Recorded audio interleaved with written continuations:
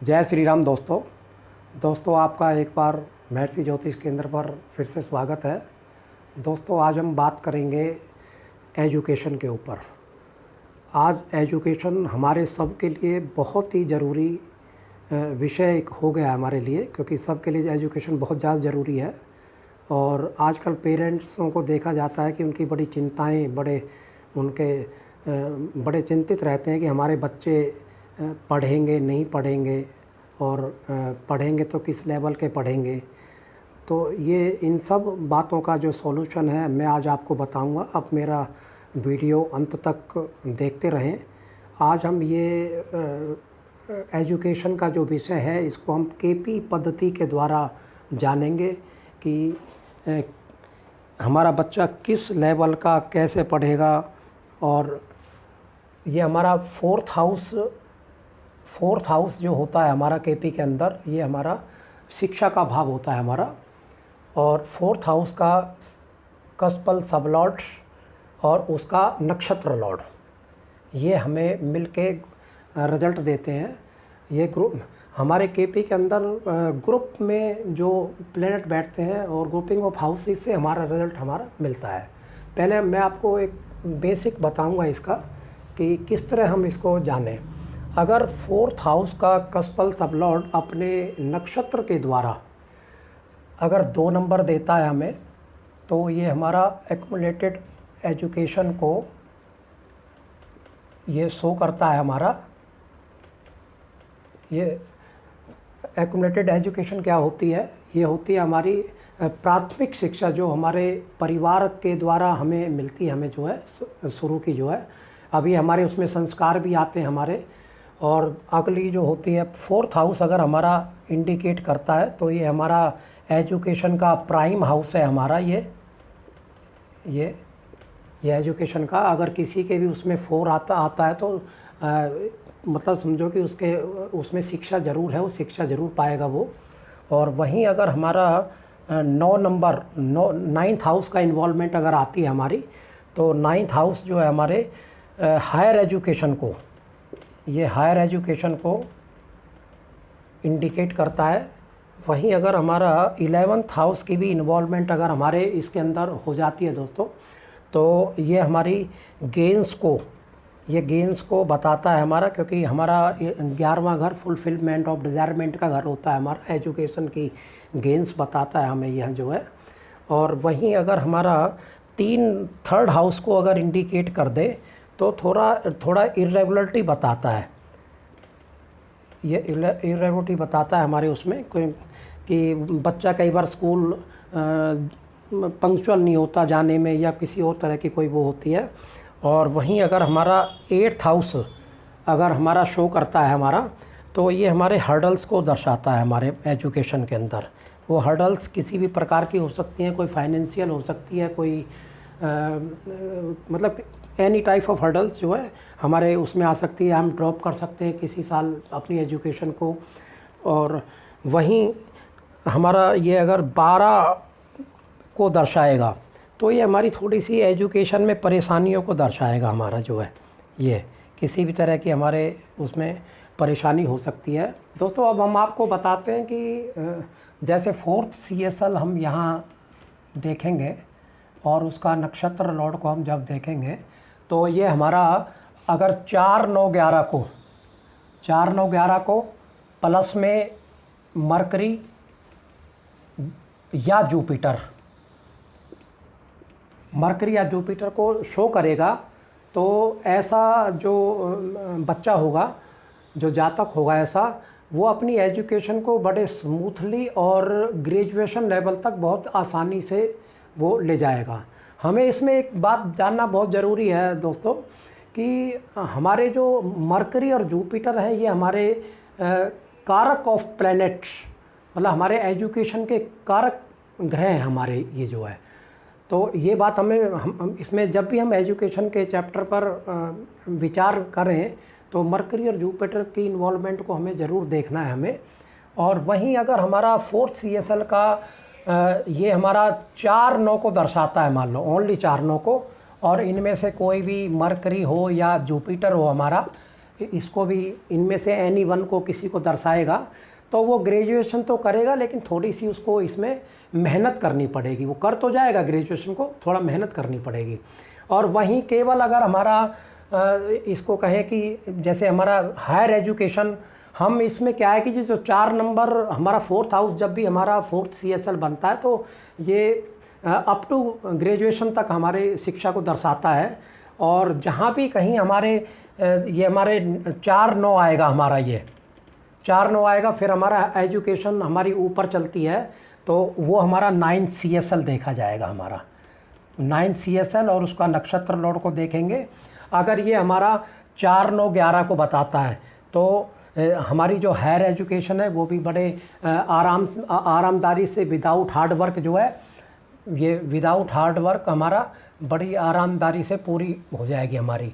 और वहीं अगर हमारा ये 9th CSL हमारा अगर ये केवल 4-9 को दर्शाता है या उसको दर्शाता है तो हमें उसी तरह, जैसे यहाँ थोड़ा सा हमें मेहनत करने की हमें इसमें ज़रूरत है, हमें तो थोड़ा मेहनत मांगता है, हार्ड वर्क मांगता है हमारी हायर एजुकेशन के अंदर।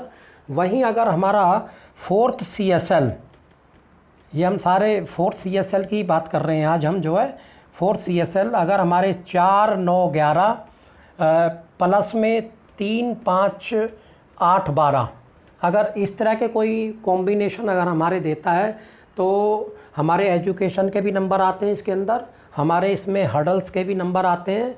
तो हम ये कह सकते हैं कि बच्चा एजुकेशन तो ज़रूर करेगा, लेकिन कोई ना कोई उसके जीवन में परेशानी आएगी, रुकावट आएगी। वो 1 आध साल शिक्षा को कोई ड्रॉप कर सकता है, या कोई किसी प्रकार की, अगर मान लो इसमें कहीं 2 जुड़ता है तो कोई धन की भी परेशानी हमारी इसके अंदर आ सकती है हमारी, क्योंकि 2 2nd हाउस हमारा धन को भी, उसके कारण हमारी कोई शिक्षा रुक जाए हमारी इसमें।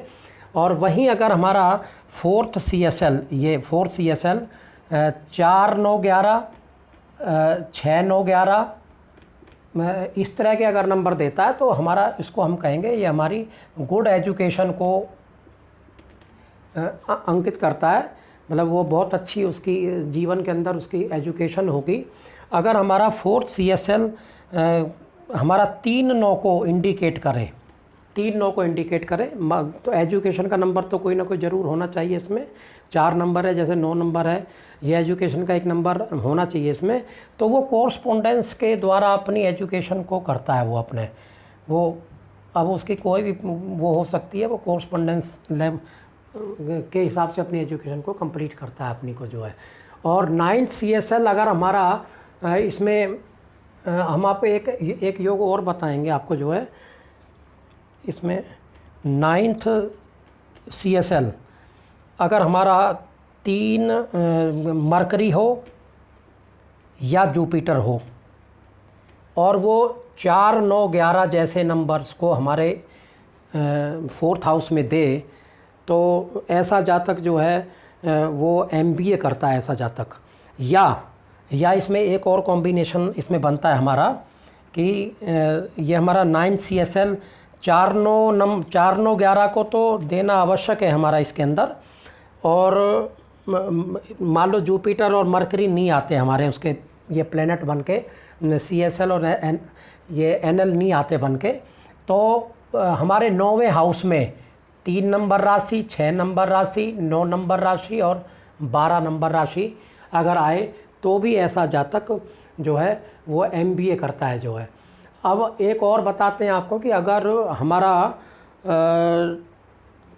4th हाउस में अगर कहीं सैटर्न बैठ जाए हमारा 4th हाउस के अंदर में, मतलब 4th हाउस में कहीं हमारा सैटर्न आ जाए, शनि आ जाए, हमारे शनि महाराज बैठ जाएं, तो वो थोड़े से हमारी शिक्षा में थोड़ी परेशानी देते हैं, थोड़ी बाधा करते हैं। यानी हम कुल मिला के कहेंगे कि उसमें जो है अच्छी एजुकेशन हमारी नहीं चलेगी उसके अंदर। और वहीं अगर हमारा ये हमने आपको बताया कि 6-8-12 आ जाएं, अब जैसे आप हम दोबारा एक बार फिर यहाँ बताते हैं आपको।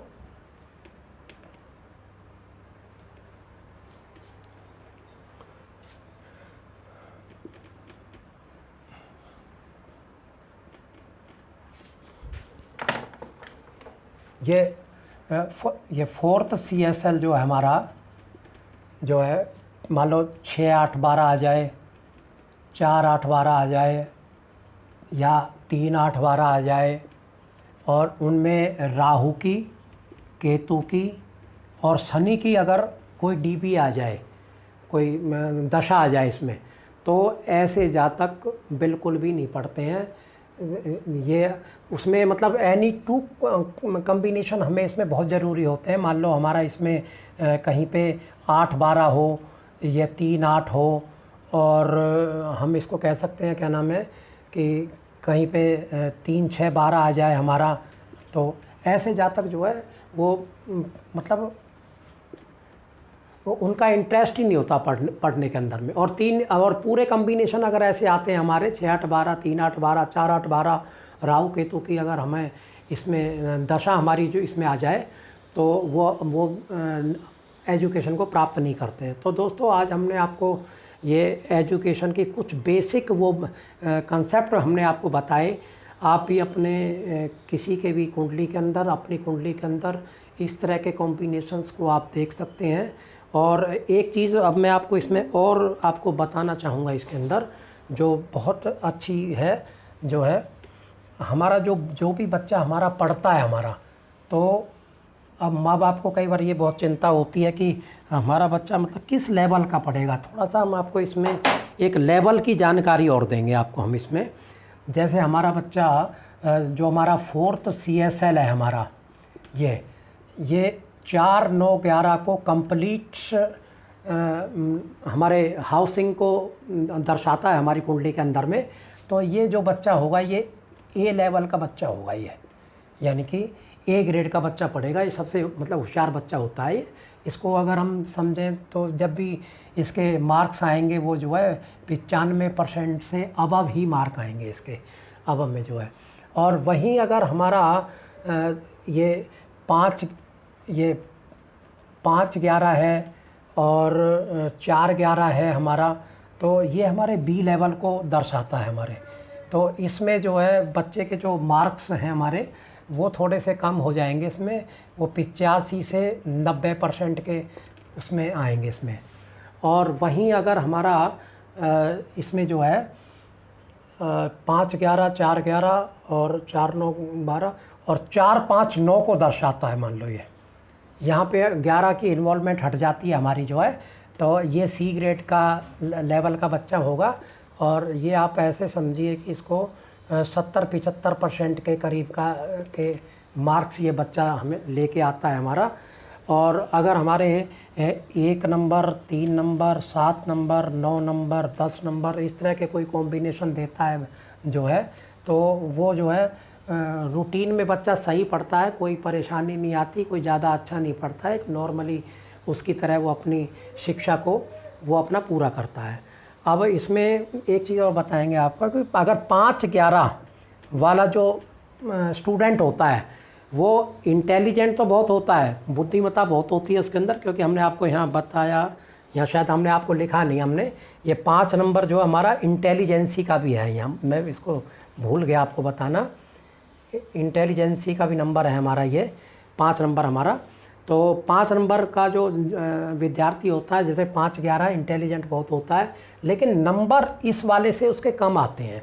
इंटेलिजेंट बहुत होता है वो, इस वाले से नंबर कम आते हैं, क्योंकि यहाँ जो 4 9 11 होता है, यहाँ पे लर्निंग पावर जो स्टूडेंट की होती है वो अच्छी होती है। और वहीं मैंने आपको उसमें बता दिया 3 8 12 6 8 12 वो अब बच्चे पढ़ते नहीं हैं। और एक चीज़ और बताना चाहूँगा कि जो बच्चे जैसे किसी को प्रशंसा पत्र मिलता है, कहीं पे कोई अवार्ड मिलता है जैसे बच्चे को, तो हमारा 4th CSL 4 9 11 को दर्शाए। और दशा में हमारा जुपिटर या वीनस, इनमें से किसी की एक दशा आ जाए, जुपिटर की या वीनस की, और 4 9 11 को दर्शाए, तो उसको अवार्ड मिलता है। वो अवार्ड जो इस तरह का होता है कि वो प्रशंसा पत्र के रूप में उसमें मिलता है जो है। और धन के रूप में कौन सा अवार्ड कहाँ मिलेगा? धन के रूप में मिलेगा 4th CSL हमारा 4 9 ये हमारे एजुकेशन के नंबर को दर्शाए हमारे फुल जो है पूरे। और इसमें जुपिटर की दशा प्लस में वीनस की भी दशा होनी ज़रूरी है। तो यहाँ पर उसको जो प्राइज़ मिलेगा वो धन के रूप में मिलेगा। यहाँ जो प्राइज़ मिलेगा। अच्छा, एक इसमें हम आपको और बताएंगे इसमें कि फोर्थ CSL अगर 4, 6, 9, 11 यहाँ पे अगर ये नंबर, ये हाउस को हमारा दर्शाता है और दशा कोई भी हो सकती है, कोई वो नहीं है उसमें। और उसको स्कॉलरशिप भी मिलती है, उसको स्कॉलरशिप। अगर इसमें मतलब अगर कोई और प्लैनेट है तो स्कॉलरशिप मिलने के उसको चांस होते हैं। अगर इनमें से कोई जुपिटर है या इसमें ये वीनस है, इसमें अगर इनमें से कोई एक आ जाए तो उसको स्कॉलरशिप मिलती है।